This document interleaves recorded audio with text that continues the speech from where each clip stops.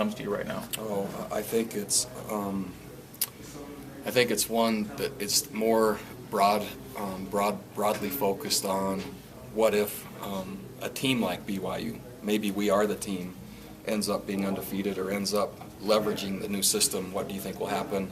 What changes might occur? And so we just happen to be the team being talked about, but it's really in context of what if a team that's a non-Power 5 ends up being there at the end, what will happen? And so it's mostly around that. Coach, do you like being in that position? Sure. Okay with that? It's great exposure, and we've earned it for the first 3 weeks, and we've earned it over the past 10 years. So I think it's well-deserved through 3 weeks of this season. That can change in week 4 or week 5 or week 6 or week 7 or week 8. And so we're anxious to play Virginia, and then we'll answer whatever questions come after that. How much positive feedback are you getting from potential recruits, families, and whatnot because of the exposure and the way the team's playing right now? It's really just a continuation of the past 3 years of independence. I mean, we're being seen by so many people, and the nice start has certainly helped.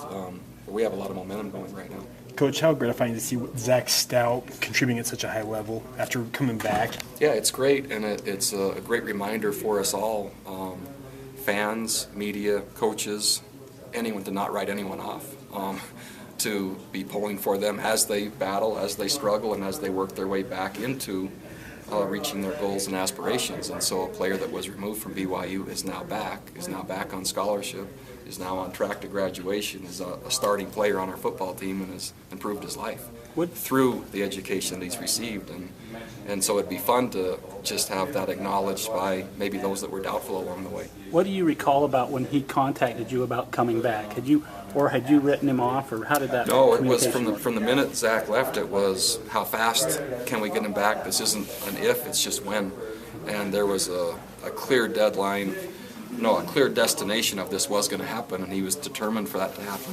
But we could not provide much support along the way, and it was just fun to have him say, Coach, I'm endorsed, I passed my classes, I'm anxious to come back, and eager, even knowing I don't have a scholarship. And just his perspective and his growth and maturity is fantastic. And so it's so much is made of when players leave BYU, not much is made when they come back. And that's, I think it's not appropriate. The school has a passing heritage, but since Robert's come back, you guys are pounding it. You're among the best running teams the last season and a half. How about the identity mixing with the pass game? Like it a lot, and we are most effective when we're doing both. And so I love the physical nature. I love running the football. I love knocking people over. I like the grind and the grit and the determination. I also like the ball going over, around, and through opponents through the air also. How about the deep ball? That just came. That was not planned. Okay, did you see a video? I'm not sure about that. Yeah, that was not planned. That was spontaneous, and I don't even know what to make it. What about the deep ball part of the equation? Over, around, and through is, I think, the way you say it. Deep ball hasn't been there yet.